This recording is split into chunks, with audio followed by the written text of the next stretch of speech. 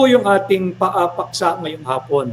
Magandang hapon po sa naka-live viewers natin ngayong Friday. Sana ho ay patuloy ninyong palaganapin pa yung ating pahina. Mag-share po kayo, mag-subscribe po kayo, mag-follow po kayo, mag-like kayo, mag-comment kayo. Ano?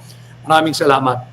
97%, 70% ng Pilipino. Tinig po kayo ha, 97%. 77% ng Pilipino ang nagsabing laganap, masahol, talamak at garapal ang kurakot at pagnanakaw at korupsyon sa ilalim ng Marcos Jr. Administration. Hindi ko po sinabi yan, hindi po sinabi yan ng kung sino lamang. Ito po ay base sa isang national survey na isinagawa kung saan 77%, 97%, an overwhelming respondents, an overwhelming number of Filipinos surveyed ang nagsasabi na laganap, talamak, garapal, masahol ang kurakot, pagnanakaw at korupsyon sa ilalim ng Marcos Jr. Administration. Kaya po hindi talaga may tatanggi yung daluyong ng korupsyon karamdam ho ng mamamayang Pilipino under this present administration. Ang lahat ng pong ito, paulit-ulit po nating sinasabi, even in the past, hindi ba? The Alpha and the Omega, hindi po yung kontratista, kundi po yung simula't hangganan ng korupsyon sa ating bansa ay nakaugat, nakaangkla, nagmumula at matatapos sa ating taunang budget. Yung ating national budget, yung ating GAA, yung General Appropriations Act. Ito po marahil ang pinakamahalagang piece of legislation that our Congress passes every year. Ito na po, bukod lamang kung merong economic stimulus o merong pong higit pang mahalagang batas na ipapasang ating Kongreso, pareho po yan, yung mababang kapulungan at yung Senado. But bar none, ang ating pong taunang budget, ang pinakamahalagang piece of legislation na ipinapasa ng ating Kongreso at pinipirmahan ng ating Pangulo. Yan po ang katotohanan. Kanya nga po, hindi ba, there is a very, very big uproar dito sa nangyayaring flood control funds anomaly, nangyayaring flood control ghosts projects, yung walang kamatayan at walang katuturang AKAP, AYIX, at kung ano-ano pang ayuda. Ginawa na nga tayong ayuda nation, especially ngayon po 2025. Tatandaan nun ninyo, kasabot din ng COMELEC, in-exempt po nila sa mga prohibited acts ng kampanya, yung pagmumudmod, yung pamimigay ng AKAP at AYIX at kung ano-anong ayuda. Vote buying pong malinaw yan. Vote buying na malinaw, subalit siyempre si Chairman Technical Glitch ay bahagi po ng kanilang aparato, in-exempt po iyan, tingnan ho ninyo. Pagka may baha, may bagyo, may lindol, wala na hong namimigay ng ayuda, wala na hong namimigay ng AKAP, nawala na po yung namumudmud ng AYIX. Yung mga palagi ang suki ng AKAP at AYIX, nagkaunawaan naman po tayo noon, nagkaintindihan tayo kahit sa mga probinsya. Ang ating pakiusap sa inyo, kunin nyo, pera nyo yan. Pero iboto ninyo kung sino ang nasa inyong konsensya, puso, diwa at damdamin. Ginawa po nyo yon.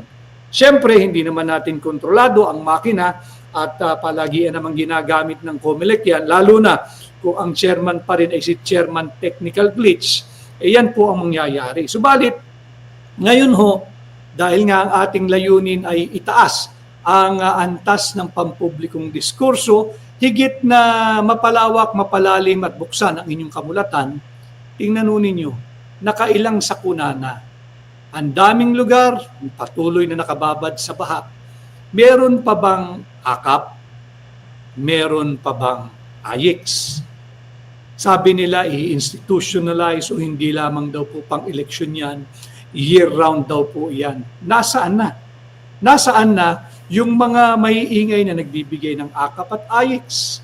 Kaya nga ho, di ba, ang ating kritisismo, ang ibig palang sabihin ng akap, ang kakapal ng aming pitaka ng mga tiwaling politiko. And true enough, days after the midterm election, pumutok na po itong hindi na maaawat na flood control funds anomaly. Ulitin ko ang punot dulo po ng korupsyon sa ating bansa ay ang ating taunang national budget. Yung yearly GAA, especially for this year, when the President, si BBM, pinirmahan niya yung invalid, unlawful, illegal, immoral, and unconstitutional 2025 national budget. Pinirmahan niya yan after silang magkaroon na naman ng propaganda na masusi nilang pinag-aaralan ang panukalang 2025 budget noong Disyembre ng nakaraang taon. At nung siya ay pumirma na at naglabasa na nga, nagsampa na ho tayo ng kaso sa Korte Suprema, hindi ho ba? Questioning the constitutionality. We want to strike down the 2025 national budget for being unconstitutional. Ano po ang naging tugon ni BBM? Pinag-aralan daw po niya ng masusi. Binasa niya ang kada pahina ng mahigit na 4,000 pahinang 2025 General Appropriations Act. Tapos, ngayong sumabog na po itong hindi na maawat at hindi na maikubli na korupsyon, ang kanyang lusot, wala raw po siyang kinalaman diyan sa mga nangyayaring anomalya. 3 taong ka ng presidente, at least entitled, you're the president, pwede bang hindi mo alam ang nangyayari sa iyong taunang budget? Now, with the 97% of the Filipinos, based on the recent survey, condemning that there is indeed a widespread, prevalent, and para po itong stage 4-like cancer. Talagang malala na, malubha, malalang malala na, under the Marcos Jr. administration, malaking pagtataksil, malaking disservice, malaking pangbubudol ang ginagawa ng ICI, yung Independent Commission on Infrastructure. Ito po ay lantarang whitewashing or cover-up. Dahil pareho ng ICI at ang Blue Ribbon Committee ng Senado, nagsasagawa po yung ICI, imagine ninyo, nasa labas na ng lansangan ang parami ng mga Pilipinong nagpapahayag. Ang ginawa ng ICI, closed door ang kanilang fact-finding. Bahala na po kayo mag-spell kung ano po ang pag-spell nyo ng fact-finding. Ano ho? So, nandiyan po, they are doing it closed door. Diba? Yung fact-finding nila at yung pagsuspindi, yung napipintong pagsuspindi ng Blue Ribbon Committee at agaran ng pagtigil ng Blue Ribbon Committee sa pagdidinig nito ng mga anomalya sa flood control. Pinapababa lamang nila yung init ng ulo ng mga tao. At pagka na pang nag-resume po ang hearing ng Blue Ribbon, agad-agad po nagsabi na sila, maybe 2 more hearings, at pagbalik daw ho nila, ang kanilang bubusisiin, sisiyasatin at ang didinggin ay yung farm to market road. Teka muna, hindi pa naman tapos exhaustively the way they have conducted the investigation regarding the citizenship, the POGO, the connection ng isang dating mayor ng Bamban, Tarlac na si Alice Guo na talagang extensive, exhaustive. Bakit itong flood control anomaly ititigil na? So wag po tayong pumayag, patuloy po kayong mag-ingay at nakita naman natin na sa gitna ng panggigipit ng kasalukuyang administrasyon. Lilinawin ko dahil marami daw pong mga nakamonitor sa aking pahina. Magkaiba po para sa aking pananaw ang administrasyon at gobyerno. I am a critic of this administration, but I am not the enemy of this government. There is only one government in the country, the government of the Republic of the Philippines. Administration, they will come and go. Whether they finish their term or not, administration come and go. Kanya nga po, meron term limit eh. Iba po yung gobyerno sa administrasyon. Yung mga nasalansangan na papahayag ng kanilang saloobin, ang kanilang pong reklamo ay ang korupsyon ng kasalukuyang administrasyon. Hindi po sila nananawagan na pabagsakin ng gobyerno. Magkaiba po yun. Humihingi po sila ng pananagutan, transparency and accountability sa kasalukuyang administration. Pero hindi po sila kalaban ng gobyerno. There is only one government, the government of the Republic of the Philippines. Unfortunately, yung gobyerno ng Republika ng Pilipinas ay pinapamahalaan ngayon ng isang kurap at kurakot na administrasyon. Magkaiba po yun Magkaiba po yung gobyerno sa administrasyon. Administration, they will come and go, whether they like it or not. Even if they forced to stay beyond their term, administration will come and go. Bakit? Balikan po ninyo. Article 2, Section 1. Sovereignty resides in the people and all government authority emanates from them. So ang permanente po ay ang ating gobyerno. Yung administrasyon, hindi po permanente yan. Lilipas din po yan. Kaya magkaiba po yan. So yung ginagawang cover-up at whitewash ng ICI at ng Blue Ribbon Committee, dapat po nating tuligsain yan. Dahil ang hinihingi nga po ng sambayan ng Pilipino ay ang transparency. Paano tayo magkakaroon ng transparency kung closed door ang fact-finding, kung closed door ang investigation? Paano tayo magkakaroon ng transparency and accountability kung ititigil na o ililihis na ang direksyon ng Blue Ribbon Committee hearing? We all just have to go back doon sa underlying reason why the Blue Ribbon Committee was convened on the first place. Ano ba yung naging issue? Hindi ba yung flood control funds that the Philippines is underwater?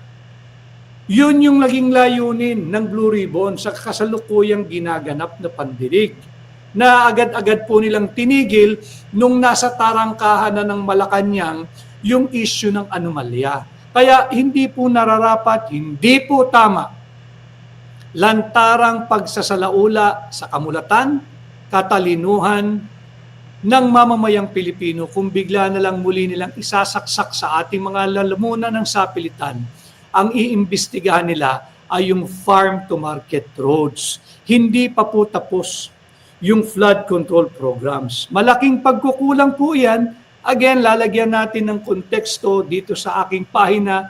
We always provide a constitutional basis dito po sa ating inilalahad sa inyo. Article 11, Section 1. Public office is a public trust.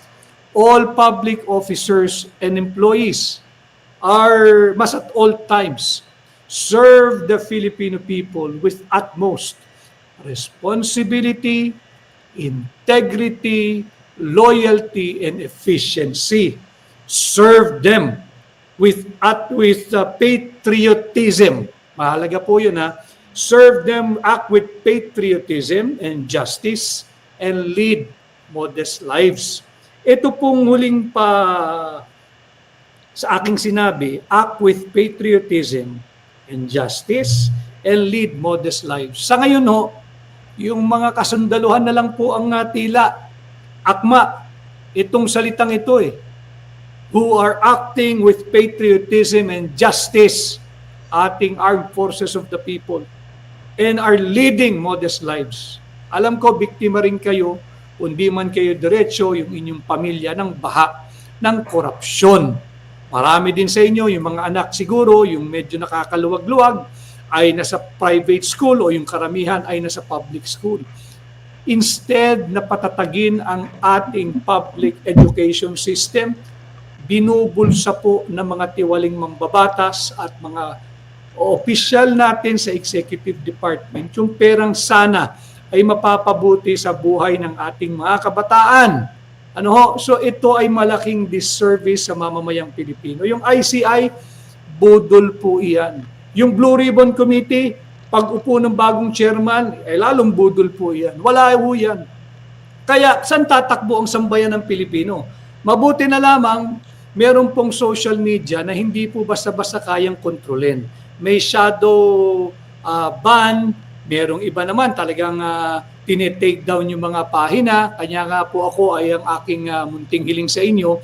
Sana po ay patuloy kayong mag-react, mag-comment, mag-share at mag-follow sa aking pahina upang higit pong lumawak yung ating social media platform. Sa YouTube ho, mag-like, share, subscribe, mag-react po kayo, mag-comment po kayo. And of course, sa TikTok page po natin, patuloy po kayong mag-like at mag-follow.